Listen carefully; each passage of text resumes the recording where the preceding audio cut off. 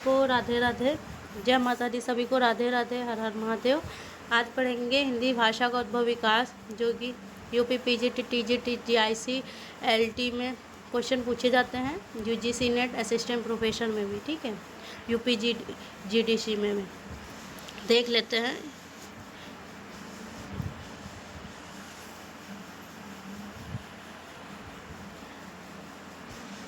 हिंदी भाषा का उद्भव विकास। भाषा वह शब्द में माध्यम है जिसके द्वारा मनुष्य बोलकर लिखकर अपने विचारों दूसरों पर स्पष्ट विस्तारता पूर्णता से व्यक्त कर सकता है। यह भाषा मुखोच्चारित यादृच्छिक ध्वनि प्रतीकों की व्यवस्था है जिसके सहारे एक निश्चित समुदाय के व्यक्ति अपने विचारों या भावों का परस्पर विनिमय करते हैं। भाषा की स्वभावगत विशेषता देख लेते हैं। भाषा पैतृक संपत्ति नहीं है। पूछ लेते हैं पॉइंट देकर कि कौन सा है कौन सा नहीं है। भाषा अघांत सामाजिक वस्तु है। भाषा चिर परिवर्तनशील है। प्रत्येक भाषा की एक भौगोलिक सीमा होती है। प्रत्येक भाषा की अपनी संरचना अलग होती है, ठीक है। भाषा संयोगात्मक से वियोगात्मक की ओर जाती है। भाषा, ठीक है। भाषा परंपरा है, व्यक्ति उसका अर्जन कर सकता है, उसे उत्पन्न नहीं कर सकता। भाषा परंपरा है, व्यक्ति उसका अर्जन कर सकता है पर उसका उत्पन्न नहीं कर सकता है। भाषा स्थूलता से सूक्ष्मता की ओर, अपौड़ा से प्रौढ़ता की ओर जाती है, ठीक है। भाषा अर्जित संपत्ति है। भाषा का अर्जन अनुकरण होता है द्वारा होता है। भाषा का कोई अंतिम स्वरूप नहीं है। प्रत्येक भाषा की ऐतिहासिक सीमा होती है। भाषा की धारा स्वभावतः कठिनता से सरलता की ओर जाती है। हर भाषा का स्पष्टता और अस्पष्टता एक मानक रूप में होता है। देख लो, ठीक है, चाहे स्क्रीनशॉट ले लेना। भाषा की रचनागत विशेषता देख लेते हैं हम। भाषा मानव मुख से उच्चारित ध्वनि है, यादक्षता है, द्वैतता है, सार्थकता है। भाषा एक व्यवस्था से बद्ध होती है, गूढ़ता होती है, क्रमबद्धता होती है, विशेषीकरण होती है, ठीक है। परिनिष्ठि भाषा, आदर्श भाषा, टकसाली भाषा, अपनी आसपास की बोलियों को प्रभावित करने वाली विशिष्ट स्तर की भाषा जिसे एक क्षेत्र के लोग चाहे वे पृथक पृथक बोली क्षेत्रों के हो, शिक्षित सभ्य व्यक्ति शिक्षा दीक्षा साहित्य रचना पत्र व्यवहार में प्रयोग करते हैं, या वह भाषा जो व्याकरण के नियमों में आबद्ध हो परिनिष्ठित भाषा कहलाती है, ठीक है। परिमार्जित भाषा, वह भाषा जिसकी त्रुटियां दूर की गई हो अर्थात जिसका परिमार्जन किया गया हो, ठीक। परिष्कृत भाषा, वह भाषा जिसका परिष्कार किया गया हो अर्थात सजाई संवारी गई शुद्ध भाषा हो, ठीक है। प्रांजल भाषा, वह भाषा जो सरल सुबोध साफ सुथरी हो, ठीक है। हिंदी भाषा विकास देख लेते हैं। विश्व में कुल 13 भाषा परिवार, इसमें भारोपी कुल को प्रधान माना जाता है। हिंदी भाषा का संबंध भारोपी कुल की संस्कृत भाषा से, वस्तुतः इसे संस्कृत भाषा की वंशजा या पुत्री भी कहा जाता है, ठीक है। वैदिक संस्कृत 1500 ईसा पूर्व से 1000 ईसा पूर्व। लौकिक संस्कृत 1000 ईसा पूर्व से 500 ईसा पूर्व तक, ठीक है। पाली प्रथम प्राकृत 500 ईसा पूर्व से प्रथम ईसा पूर्व तक, ठीक। प्राकृत प्रथम ईसा पूर्व से 500 ईसा पूर्व तक। अब 500 ईसा पूर्व से 1000 ईसा, ठीक है। अवहट 900 ईसा पूर्व से 1000 ईसा तक, ठीक है। इसे संक्रमण कालीन भाषा भी कहा गया। किससे? अवहट को। देख लेते हैं हिंदी भाषा का नाम निर्धारण। हिंदू हिंदिक हिंदी, ठीक है, पूछ लेते हैं। सिंधु हिंदू हिंदिक हिंदी। हिंदी शब्द मूलतः फारसी का शब्द। अब ये भी पूछ सकते हैं कि हिंदी शब्द किसका है, तो अरबी का, तुर्की का, फारसी का, किसका है, ठीक है, तो फारसी का है। इसकी उत्पत्ति संस्कृत के सिंधु धातु से हुई है, इसकी उत्पत्ति संस्कृत के सिंध शब्द से मानी जाती है। हिंदी शब्द का प्रथम प्रयोग मुस्लिम इतिहासकार अल-बरूनी के ग्रंथ अल-हिंद में मिलता है। आकृति या रूप के आधार पर संस्कृत संयोगात्मक भाषा है जबकि हिंदी वियोगात्मक है। फिर से देख लेते हैं। आकृति या रूप के आधार पर संस्कृत जो है संयोगात्मक है, ठीक है, जबकि हिंदी वियोगात्मक है। हिंदी के जन्म काल के संबंध में विद्वानों के राय देख लेते हैं। शुक्ल जी के अनुसार अभ्रंश या प्राकृत रूढ़ियों के प्राकृत भाषाबद्ध हिंदी के पदों का सबसे पुराना नमूना तांत्रिक और योगमार्गी बौद्धों की सांप्रदायिक रचनाओं के भीतर विक्रम की 7वीं शताब्दी के अंतिम चरण से मिलता है। मुंज और भोज का समय 1050 के लगभग से है, तो ऐसी अभ्रंश या पुरानी हिंदी का पूरा प्रचार शुद्ध साहित्य या काव्य रचनाओं में पाया जाता है, ठीक। आचार्य शुक्ल का है। हजारी प्रसाद द्विवेदी का देख लेते हैं। हेम हेम हेमाचंद्राचार्य ने दो प्रकार की अपभ्रंश भाषाओं की चर्चा की। दूसरी श्रेणी के भाषाओं के हेमचंद्र का ग्राम भाषा कहा गया है। वस्तुतः यही भाषा आगे चलकर आधुनिक भारतीय विदेशी भाषाओं के रूप में विकसित हुई है। चंद्रधर शर्मा गुलेरी के अनुसार 7वीं से 11वीं शताब्दी तक अपभ्रंश की प्रधानता रही, फिर वही पुरानी हिंदी के रूप में परिणत हो गई। तो पुरानी हिंदी के रूप में गुलेरी जी ने कहा है, ठीक है, याद रखना। भारतीय आर्य भाषाओं का संक्षिप्त परिचय देख लेते हैं। वैदिक संस्कृत, लौकिक संस्कृत, ठीक है, 1500 से 500 ईसा पूर्व तक। भारतीय आर्य भाषा का प्राचीनता रूप वैदिक संहिताओं में मिलता है। ऋग्वेद, सामवेद, अथर्ववेद, यजुर्वेद, ब्राह्मण, आर्णायक और उपनिषदों की भाषा को वैदिक संस्कृत की संज्ञा दी गई है, ठीक है। उत्तर वैदिक काल के कपिल, गौतम, पतंजलि, बादरायण, कणाद जैसे उद्भट विद्वानों की कृतियों वैदिक भाषा के गौरव ग्रंथ है। लौकिक संस्कृत में काव्य, रामायण, महाभारत, पुराण आदि की रचना हुई है। कालिदास, अश्वघोष, माघ, भवभूति, दंडी जैसे असाधारण क्षमता वाले शब्दाकारों से संस्कृत वाङ्मय वैभव पूर्ण रहा है। लौकिक संस्कृत का व्याकरण अष्टाध्यायी शीर्षक पाणिनि ने तैयार किया, ठीक है। पाली देख लेते हैं। 500 ईसा पूर्व से प्रथम ईसा पूर्व। पाली मध्यकालीन आर्य भाषाओं की कड़ी प्रथम भाषा है। इसे प्रथम प्राकृत या देश भाषा भी कहा जाता है। पाली शब्द की व्युत्पत्ति पंक्ति बुद्ध की पंक्तियाँ अथवा पल्ली ग्राम की या ग्रामीणों की भाषा के कारण अथवा पाटलिपुत्र की भाषा होने के कारण अथवा पर्याय या पर्याय शब्दों से सिद्ध की जाती है। अभिधानपत्र दीपिका के अनुसार यह पात धातु में लिए प्रत्यय जोड़कर पाली शब्द बनता, अर्थात पालियत रक्षतीर्थ तस्मादि। पाली या बुद्ध के अर्थ तीर्थ तत्वों की रक्षा करती है। भाषा के संबंध में आचार्य विश्वघोष 5वीं सदी ने इसका प्रयोग किया है। इसे सिंघल द्वीप के लोग मागधी भी कहते हैं। पाली बौद्ध धर्म की भाषा है।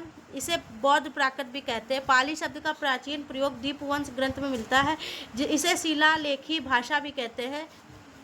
पाली साहित्य के अध्ययन का आधार त्रिपिटक, बुद्ध वचन, जातक ग्रंथ समूह, धम्मपद, मिलिंद, पन्हो, महावंश आदि ग्रंथ है। पाली भाषा के व्याकरण के कंचायन माने गए हैं, ठीक है। प्राकृत प्रथम ईसा पूर्व से 500। प्राकृत प्रथम मध्यकालीन भारतीय आर्य भाषाओं में पाली और अपभ्रंश के मध्य की है। प्राकृत के दो अर्थ होते हैं। प्राकृत जनानाम भाषा प्राकृतम के अनुसार एक अर्थ है जनसाधारण की भाषा, द्वितीय प्रकृत अथवा मूल रूप से उत्पन्न अर्थात संस्कृत से उत्पन्न। डॉक्टर हरदेव बारी का मानना है कि प्राकृत संस्कृत की पुत्री अपितु उसकी सेविका भी बनकर चली है। प्राकृत भाषा में जैन साहित्य लिखा गया है। इसमें महावीर के वचनों उपदेशों का संकलन है। मार्कंडेय वररुचि हेमचंद ने प्राकृत भाषा का व्याकरण लिखा है। प्राकृत भाषा के श्रेष्ठ ग्रंथ है गौड़वहो, गाथा सप्तशती, कपूर मंजरी, ठीक है। अपभ्रंश का देख लेते हैं। 500 ईसा पूर्व से 1000 ईस्वी तक। अपभ्रंश शब्द की उत्पत्ति अप उपसर्ग भ्रंश धातु से, ठीक है, घत प्रत्यय से मानी जाती है। उपसर्ग तथा भ्रंश धातु दोनों का प्रयोग आधा पतन, गिरना या विकृत के अर्थ से होता है। अपभ्रंश का अर्थ है भ्रष्ट या गिरा हुआ। अपभ्रंश शब्द का प्रथम प्रयोग महर्षि पतंजलि के महाभाष्य में मिलता है। उन्होंने संस्कृत के मानक से भिन्न संस्कार जो अशुद्ध शब्द को अपभ्रंश की संज्ञा दी है। वाग्भट एवं हेमचंद ने अपभ्रंश को ग्राम भाषा कहा है। वाग्भट हेमचंद ने अपभ्रंश को क्या कहा? ग्राम भाषा। दंडी ने इसे आभीर जाति की भाषा कहा है। अपभ्रंश के कुछ उल्लेखनीय ग्रंथ इस प्रकार है। पैमुचर्य, महापुराण, भविष्यत कहा है। अवहट 900 से 1000। अपभ्रंश भाषा के पर्वतीय रूप के विद्वानों ने अवहट कहा है। हेमचंद ने अपने काव्यानुशासन में विशिष्ट अपभ्रंश परिनिष्ठिक से भिन्न ग्राम अपभ्रंश की स्थिति को स्वीकार किया गया। अवहट का प्रथम प्रयोग ज्योतिषर ठाकुर ने ग्रंथ रत्नाकर में मिलता है। अवहट भाषा के कुछ उल्लेखनीय ग्रंथ है संदेश राख, कीर्तलता, कीर्तपताका, ठीक है। हिंदी प्रवेश देख लेते हैं। जहाँ तक हिंदी प्रवेश सवाल है, यह पश्चिम में अम्बाला से लेकर पूर्व के पूर्णिया और उत्तर बद्रीनाथ, केदारनाथ, दक्षिण में खंडवा, मध्य प्रदेश तक विस्तृत है। इस क्षेत्र के अंतर्गत भारत के 10 राज्य आते हैं। हरियाणा, हिमाचल देख लेते हैं। हरियाणा, हिमाचल, उत्तर प्रदेश, दिल्ली, राजस्थान, मध्य प्रदेश, बिहार, उत्तराखंड, झारखंड। हिंदी की उपभाषा देख लेते हैं। हिंदी की उपभाषाएं। हिंदी प्रदेश में 5 प्राकृत प्रचलन में थी। ये 5 प्राकृत इस प्रकार: उपनागर, सौर, अर्धमागी, मागधी, खासर। इन्हीं 5 अपभ्रंशों का विकास हुआ। इन 5 अपभ्रंशों से हिंदी की 5 उपभाषाओं का विकास हुआ। हिंदी की 5 उपभाषा 18 उपबोलियां हैं। देख लेते एक बार। उपनागर अपभ्रंश की राजस्थानी उपभाषा बोलियां: मारवाड़ी, जयपुरी, मेवाती, मालवी। इंपॉर्टेंट है, याद रखना, पूछे जाते हैं एग्जाम में। अपभ्रंश पश्चिमी हिंदी उपभाषा कौरवी। देख लेते हैं। कौरवी, हरियाणवी, दक्खनी। कौरवी, हरियाणवी, दक्खनी तीनों आकार बहुला हैं। ठीक है, कौरवी, हरियाणवी, दक्खनी आकार बहुला, मतलब आकार बहुला कौन सी भाषा है? तो कौरवी, हरियाणवी, दक्खनी है। ब्रज, बुंदोली, कन्नौजी कौन सी है? तीनों ओकार हैं। ठीक है। अब मागधी अपभ्रंश से पूर्वी हिंदी उपभाषा अवधी, बघेली, छत्तीसगढ़ी। ठीक, ABC से याद रखना। अब अवधी, बघेली, छत्तीसगढ़ी। अवधी व्यंजनात्मक है, बघेली छत्तीसगढ़ी उदासीन आकार बहुला है। ठीक है। अपभ्रंश बिहारी। ठीक है, बिहारी हिंदी अर्ध अपभ्रंश। भोजपुरी, मगही, मैथिली। ठीक है। और अपभ्रंश पहाड़ी हिंदी उपभाषा कमानी, गढ़वाली। ठीक, पहाड़ी में आता है। हिंदी की उपबोलियों का संक्षिप्त परिचय देख लेते हैं। राजस्थानी हिंदी, अब इसको एक एक करके एक्सप्लेन देख लेते हैं इसका। मारवाड़ी, मारवाड़ी बोली का क्षेत्र प्रमुखतः अरावली के पश्चिमी और दक्षिण के भागों में जोधपुर, जैसलमेर, बीकानेर, उदयपुर और मेवाड़ तक विस्तृत है। ठीक है। इसका विकास और सैनी अपभ्रंश के उपनागर से हुआ। अब पूछ लेंगे कि राजस्थान मतलब मारवाड़ी का कहाँ से हुआ? तो सौर सैनी अपभ्रंश के उपनागर से हुआ। यह राजस्थान की प्रतिनिधि बोली है। पुरानी मारवाड़ी या डिंगल में प्रचुर लेखन कार्य हुआ। पृथ्वी रासो जैसा विशाल महाकाव्य श्रेष्ठ उदाहरण है। अब देख लेते हैं। जयपुरी पूर्वी राजस्थानी उपबोली कठेड़ा, तोरावादी, चौरासी। पूर्वी राजस्थान को जयपुरी या ढूंढाड़ी भी कहते हैं। यह जयपुर, अजमेर, किशनगढ़ में बोली जाती है। बूंदी और कोटा की हाड़ौती बोली का एक शाखा है। बूंदी और कोटा में हाड़ौती बोली जाती है। इसका उद्भव उपनागर अपभ्रंश से हुआ। इस बोली में कोई विशिष्ट साहित्य नहीं रचना। मेवाती उत्तरी राजस्थानी उपबोली अहिरवाटी, राठी, नाहेर, कठर, गुजरी। मेवाती उत्तरी राजस्थानी बोली मेव जाति के नाम पर मेवात की बोली है। अलवर, गुड़गांव, भरतपुर निकटवर्ती क्षेत्रों में बोली जाती है। इसका विकास उपनागर अपभ्रंश से हुआ। इस बोली को हरियाणवी बोली विशेष प्रभाव है। ठीक, इस बोली पर हरियाणवी बोली का विशेष प्रभाव है। मालवी राजस्थानी, दक्षिण राजस्थानी उपबोली सोड़वानी। पूछ लेते हैं। सोड़वानी, रागड़ी, पाठवी, भोयारी, रतलामी। ठीक है। अब रतलामी देके पूछ लेंगे कौन सी है? तो मालवी है। मालवी या दक्षिणी राजस्थानी इंदौर, उज्जैन, देवास, रतलाम, भोपाल, होशंगाबाद के आसपास के क्षेत्र में बोली जाती है। इस बोली में कुछ साहित्य प्रचुर लोक साहित्य उपलब्ध है।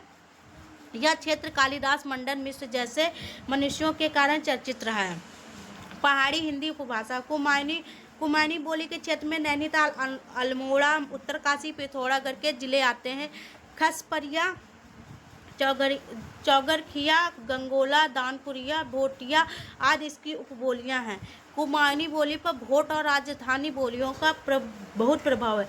भाषा की दृष्टि से यह गढ़वाली, तिब्बती और तथा पश्चिमी हिंदी से घिरा है।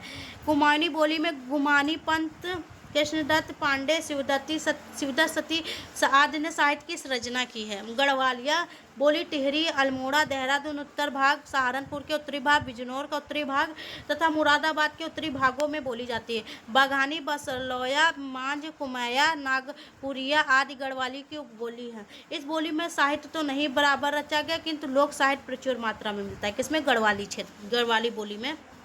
टिप्पणी, मध्य पहाड़ी में कुमाऊनी या गढ़वाली बोली आती है, जबकि पूर्वी पहाड़ी में नेपाली बोली आती है। मध्य पहाड़ी में कुमाऊनी गढ़वाली आती है, पूर्वी पहाड़ी में नेपाली बोली आती है। पश्चिमी हिंदी उपभाषा खड़ी बोली उपबोली पूर्वी कौरवी, पश्चिमी पहाड़ी, बिजनौरी या कौरवी शुद्ध रूप से मानी जाती है। ठीक है। पुराने कुरु जनपद की बोली को राहुल जी ने कौरवी नाम दिया है। कौरवी बोली का क्षेत्र रामपुर, मुरादाबाद, मेरठ, बिजनौर, मुजफ्फरनगर, सहारनपुर, देहरादून का मैदानी भाग, पटियाला का पूर्वी भाग। ठीक है। कौरवी बोली या खड़ी बोली का विकास सौर सैनी अपभ्रंश से उत्तरी पूर्व में हुआ। ठीक है। कौरवी बोली का विकास किससे हुआ? तो सौर सैनी अपभ्रंश से हुआ। इस बोली में लोक साहित्य के रूप में पवाड़े उल्लेखनीय है। इसे खड़ी बोली कहा जाता है। खड़ी बोली का अर्थ है परिनिष्ठित भाषा। ठीक है। खड़ी बोली संज्ञा मूलतः कौरवी साहित्यिक भाषा बनने के पश्चात प्राप्त हुई।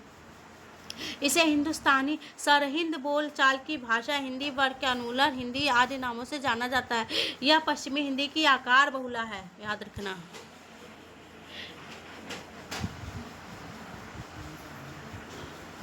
हरियाणवी या हरियाणी उपबोली जाटू बांगरू, ठीक है। हरियाणी का विकास उत्तर सैनी सौर सैनी अपभ्रंश के पश्चिमी रूप में हुआ है। हरियाणवी का क्षेत्र हरियाणा पटियाला भाग तथा दिल्ली का देहाती भाग। प्राचीन काल में यही क्षेत्र कुरुक्षेत्र या ब्रह्मवर्त के नाम से विख्यात था। हरियाणवी में केवल लोक साहित्य मिलता है। दक्खनी हिंदी देख लेते हैं। इस बोली का मूल आधार 14वीं से 15वीं सदी के मध्य दिल्ली के आसपास की प्रचलित खड़ी बोली। दक्षिण की ओर कई बार उत्तर के मुसलमानों के आक्रमण किया और उन्होंने दक्षिण के प्रदेशों पर विजय प्राप्त की। समय समय पर दिल्ली और पंजाब के आसपास के लोग जो सैनिक, राज्य कर्मचारी, धर्म प्रचारक के रूप में गुजरात, महाराष्ट्र के क्षेत्रों में बस गए, वही अपनी मूल बोलियों को यहाँ भी प्रयुक्त कर रहे थे। इसी बोली को दक्खनी हिंदी कहा गया है। दक्खनी हिंदी कहा गया है। इस दक्खनी हिंदी बोलने की वालों की संख्या 40 लाख तक आकी है। सुनीत कुमार चटर्जी ने इसे सहोदरा भाषा कहा है। किसे? दक्खनी हिंदी को। टिप्पणी, जॉर्ज गेशन ने पश्चिमी हिंदी की 5 बोलियों का उल्लेख किया है। खड़ी बोली, बांगरू, ब्रजभाषा, बुंदेली, अवधी बुंदेली। डॉक्टर भोलानाथ तिवारी ने निमाड़ी को इसके अंतर्गत रखा तथा हरदेव बाहरी ने मुख्यतः इस वर्ग की भाषा में दक्खनी हिंदी को सम्मिलित करते 6 बोलियों उल्लेख किया है। ब्रजभाषा, बुक्शा, अंतर्वेदी, भरतपुरी, डांगी, माथुरी। सौरसैनी अपभ्रंश में विकसित हिंदी की ओकार बहुला उपवर्ग की ब्रजभाषा प्रतिनिधि है बोली। यह ब्रजमंडल की है। रूढ़ अर्थ में मथुरा उसके पास की 84 कोस तक का मंडल ब्रजमंडल कहलाता है। परंतु भाषा की ये क्षेत्र अधिक विस्तृत है। भाषा का क्षेत्र मथुरा, आगरा, भरतपुर, धौलपुर, बुलंदशहर, करौली, ग्वालियर का हिस्सा, अलीगढ़, एटा, मैनपुरी, बदायूं है। मथुरा, अलीगढ़ या पूर्वी आगरा की बोली आदर्श ब्रज भाषा है। इसके वालों की संख्या 3 करोड़ है। ठीक है। ब्रज भाषा का साहित्य अत्यंत विशाल है। सूरदास, नंददास, मतीराम, बिहार, भारतेंद्र, हरिश्चंद्र, जगन्नाथ रत्नाकर आदि ब्रज भाषा के साहित्यकार है।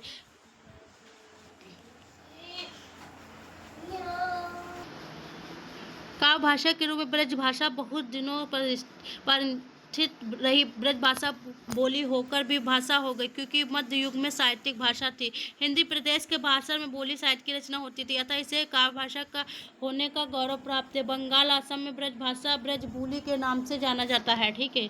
बुंदेली उपबोलियाँ राठौरी, बनाफरी, लोहाती बुंदेली का है। उत्तर प्रदेश, मध्य प्रदेश, यूपी, एमपी का कुछ भाग बुंदेलखंड और यहाँ की बोली बुंदेली कही जाती है। बुंदेलखंड की झांसी, उरई, जालौन, हमीरपुर, बांदा का पश्चिमी भाग, ग्वालियर, भोपाल का कुछ भाग, ओरछा, दमोह, नरसिंहपुर का सागर, छतरपुर, टीकमगढ़ी, सिवनी, छिंदवाड़ा, होशंगाबाद तक बुंदेली में पर्याप्त मात्रा में लोक साहित्य उपलब्ध है। ठीक है।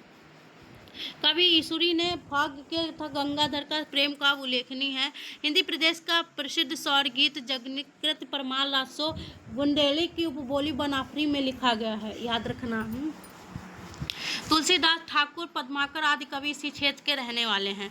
कन्नौजी, पुराने कान्य कुब्ज या कन्नौज राज पंचाल की बोली कन्नौजी है। कन्नौजी बोली का केंद्र इसका क्षेत्र ब्रज और अवधी के बोली के मध्य स्थित है। कतिपय भाषा वैज्ञानिक इसे ब्रज भाषा का एक उपरूप पूर्व कानपुर, दक्षिण में यमुना नदी के उत्तर हरदोई, शाहपुर, पीलीभीत तक इसका क्षेत्र विस्तृत है। पूर्वी हिंदी उपभाषा देख लेते हैं। अवधी बघेली छत्तीसगढ़ी। ठीक है। अब अवधी, बैसवाड़ी, मिर्जापुरी, बनोधी। ठीक है।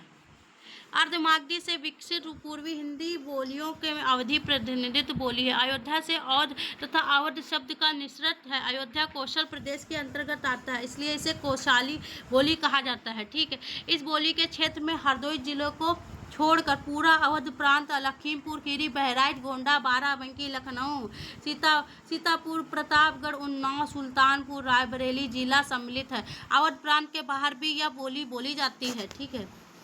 ऐसे क्षेत्र में जौनपुर, मिर्जापुर का पश्चिमी भाग, फतेहपुर तथा इलाहाबाद आता है। लखनऊ, फतेहपुर, उन्नाव, रायबरेली, इसे बैशवाड़ी भी कहते हैं। ठीक है, लखनऊ, फतेहपुर, उन्नाव, रायबरेली के लोग इसे बैशवाड़ी कहते हैं। यह नाम वहाँ बैस राजपूतों की प्रधानता के कारण मिला है। अवधी की प्रथम रचना मुल्ला दाऊद की चंदायन मानी जाती है। सूफी कवियों में मलिक मोहम्मद जैसी तथा राम भक्ति कवियों में गोस्वामी तुलसीदास, बाबा रामचरण दास, रघुनाथ आदि ने अवधी में अपनी रचनाएं लिखी है। बंगाल में सूफियों द्वारा अवधी नाम गोहानी या गोयानी दिया गया है। बघेली, उपबोली, गहोरा, जुडार, तिरहारी, बघेली।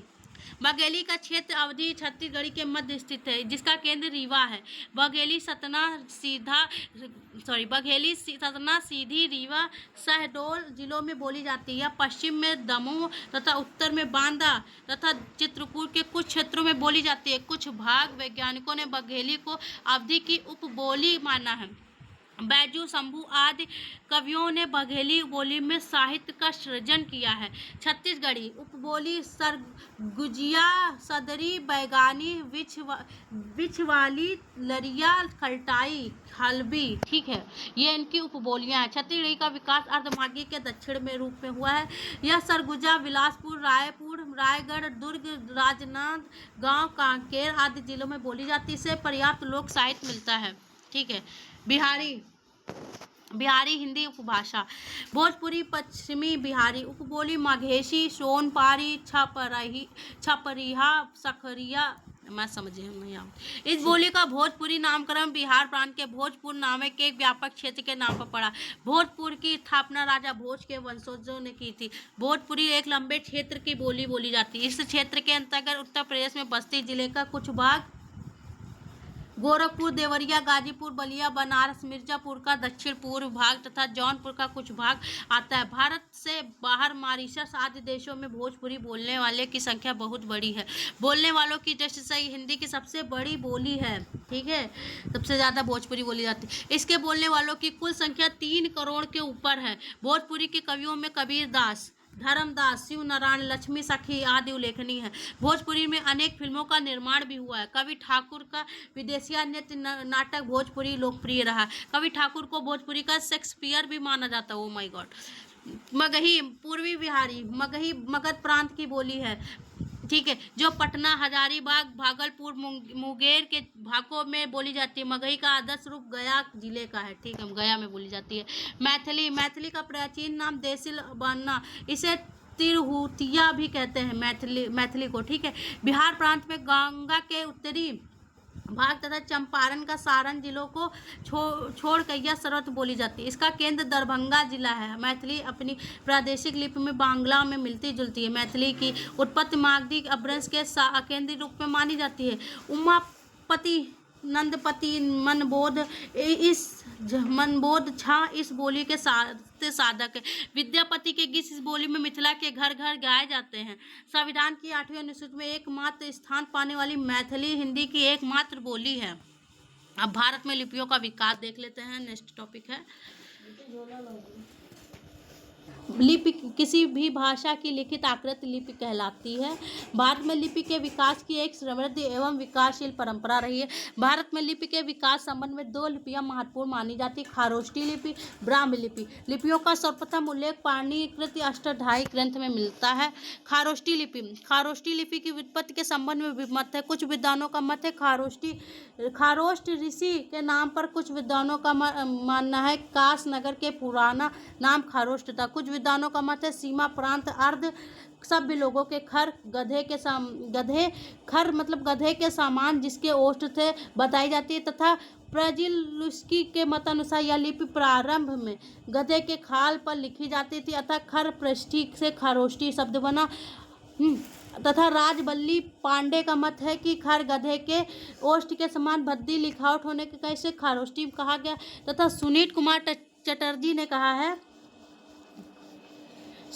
चटर्जी के अनुसार हिब्रू सहसा के खरोशे शब्द से खरोष्टी बना, जिसका अर्थ है लिखावट, किंतु सभी मत अनुमानिक प्रमाणिक नहीं है। ठीक है, खरोष्टी लिपि ना तो पूर्ण है ना ही वैज्ञानिक है। इसके 11 वर्ण अरमाइक लिपि से लिए गए हैं। शेष शब्द अधिकांश ब्राह्मी से ही अपनाए गए हैं। इसके वर्णों की कुल संख्या 37 है। खारोष्ठी लिपि के नमूने तक्षशिला से थोड़ी दूर पर स्थित है। साहबा, जगड़ी और मानसेरा के कुछ अशोककालीन शिलालेखों में मिलते हैं। भंडारकन, डालवे आदि इतिहासकारों का मत है कि खारोष्ठी का विकास अरमाइक या सीरियाई लिपि से हुआ है। ठीक है, जो कि 6ठी शताब्दी ईसा पूर्व के पूर्व हकमानी साम्राज्य की राज्य लिपि में थी, जिसका प्रयोग मिस्र में से हिंदुस्तान तक होता है। हकमानी राज्य के स्वतंत्र हो जाने के बाद उत्तरी पश्चिमी सीमा में खारोष्ठी का व्यवहार होता रहा है।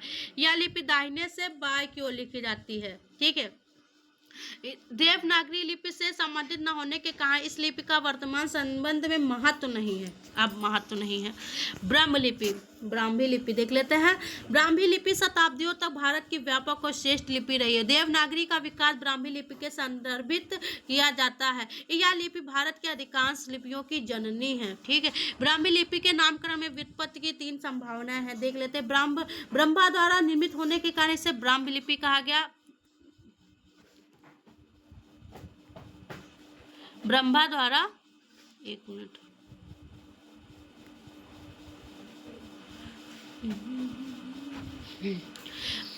ब्रह्मा द्वारा निर्मित होने के कारण इसे ब्राह्मी लिपि कहा गया। ब्राह्मणों द्वारा निर्मित होने और प्रयुक्त होने के कारण इसे ब्राह्मी लिपि कहा गया जाता है तथा ब्रह्मा वेद या ज्ञान की संरक्षिता होने के कारण इसे ब्राह्मी लिपि कहा जाता है। सुनील कुमार चटर्जी ने ब्राह्मी लिपि का विकास सिंधु घाटी की लिपि से माना है। ठीक है, इंपॉर्टेंट है।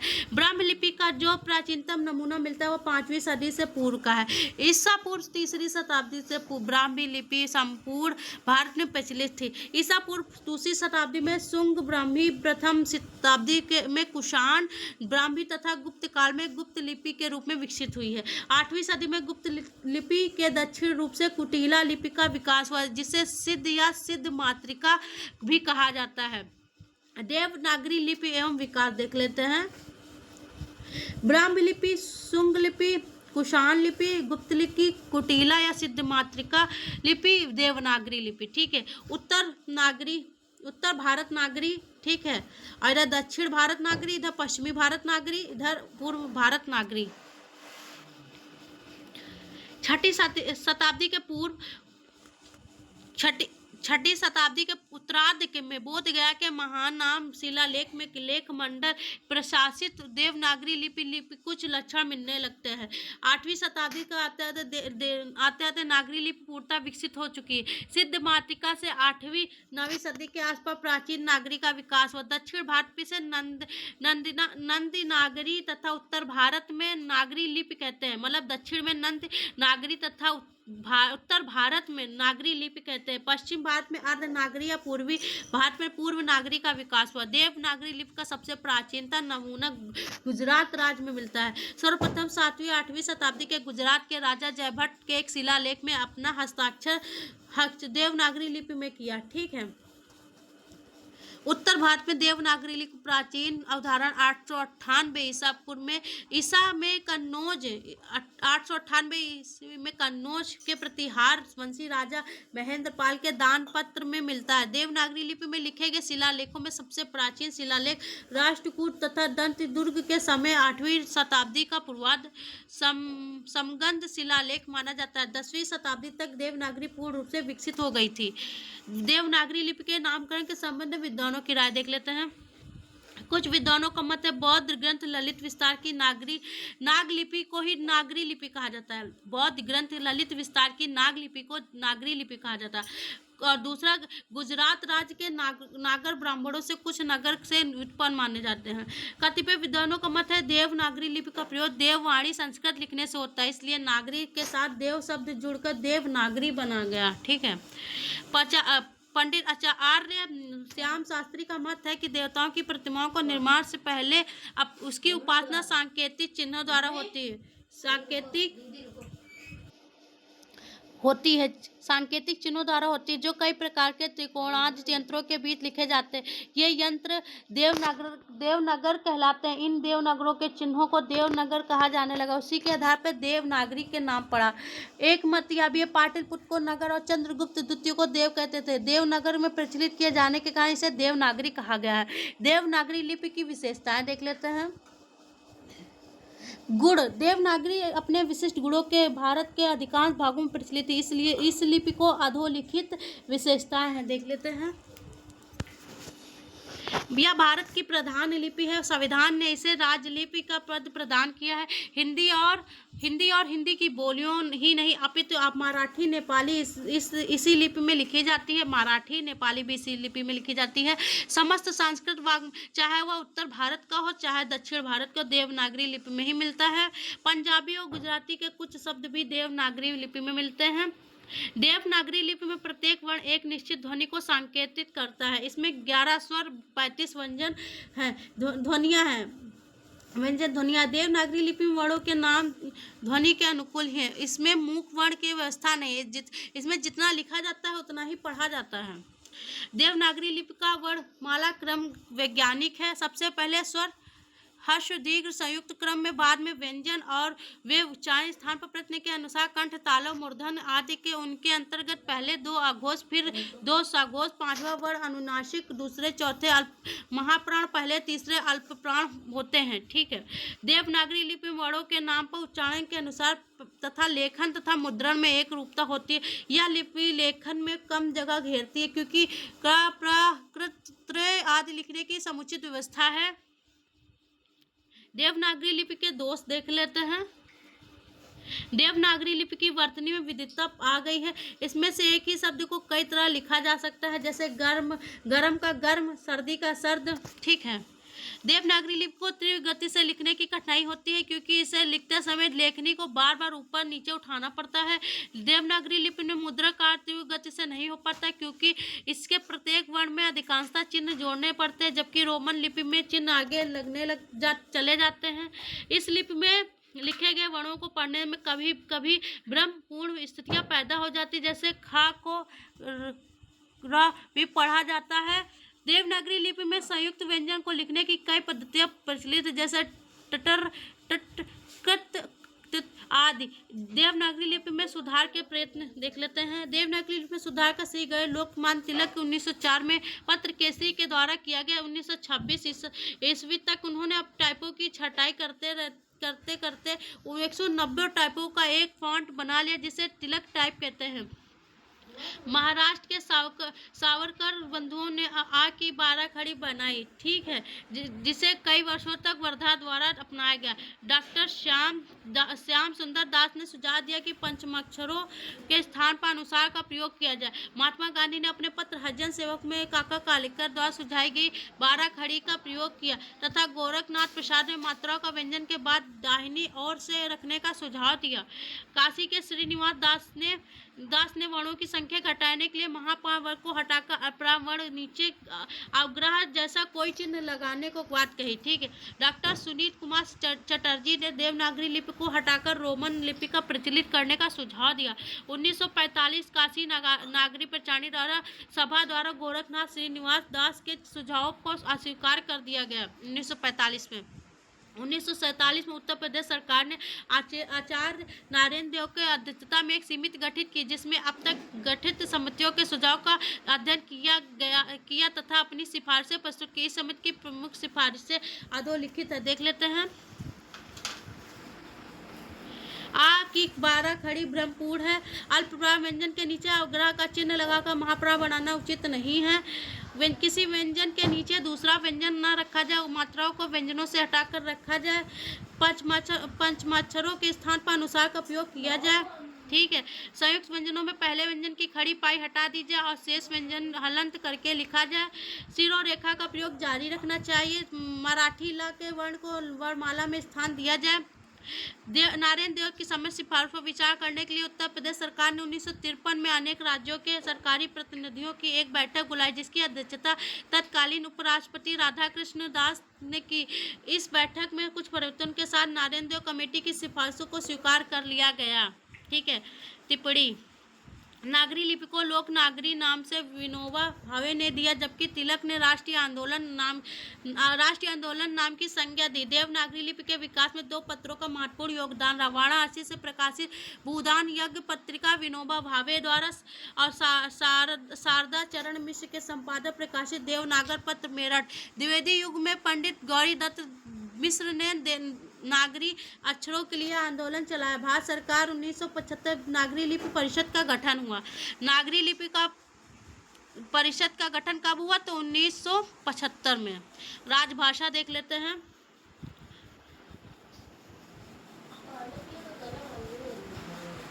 विश्व के प्रत्येक राष्ट्र में राज्य कार्य के लिए भाषा की आवश्यकता होती है। ऐसी भाषा राजभाषा के रूप में जानी जाती है। भारत में 11वीं-12वीं शताब्दी से ही हिंदी विस्तृत क्षेत्र में बोली जा रही है।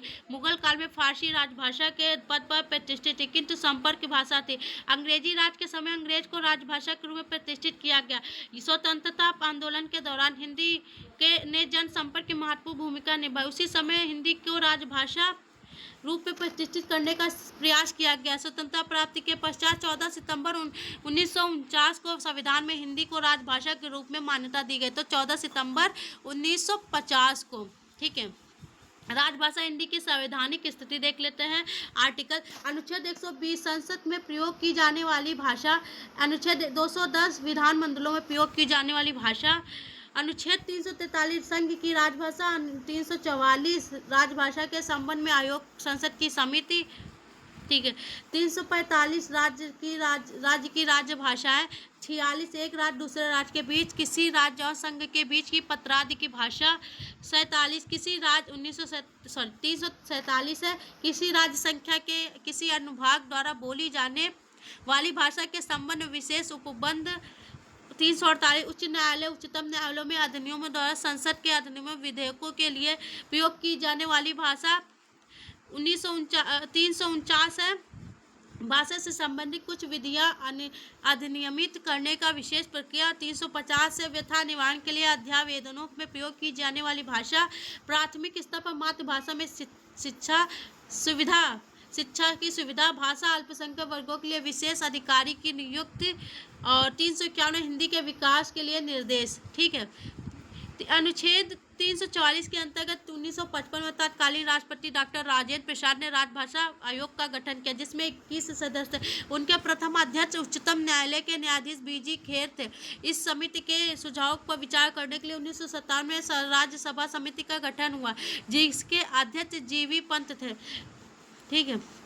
भारतीय संविधान में यह व्यवस्था दी गई कि हिंदी को 1965 में राजभाषा के रूप में प्रतिष्ठित कर दिया गया। भारतीय संविधान की 8वीं अनुसूची में 18 भाषा शामिल थी, जो अब बढ़कर 22 हो गई, जिनमें हिंदी भाषा का चतुर्थ स्थान है। राष्ट्रभाषा बनने के लिए आवश्यक योग्यताएं देख लेते हैं। राष्ट्रभाषा हमारे गौरव और राष्ट्रीयता का प्रतीक है। सर्वराष्ट्रीय पूरे देश की संपर्क भाषा बनने के लिए किसी भी भाषा में निम्नलिखित विशेषता आवश्यक होनी चाहिए। वह राष्ट्र की बहुसंख्यक जनता द्वारा बोली जानी चाहिए। उसका अपने क्षेत्र से बाहर की व्यापक विस्तार हो। वह राष्ट्र की सांस्कृतिक और भाषिक विरासत की सशक्त उत्तराधिकारी हो। उसकी शब्द सामर्थ्य तथा अभिव्यंजक क्षमता उत्तम हो। उसमें जीवंतता और सजीवता हो, ताकि वह नए शब्दों और प्रयोगों को आत्मसात करती हुई विकासोन्मुख रहे। उसकी लिपि पूर्ण वैज्ञानिक हो।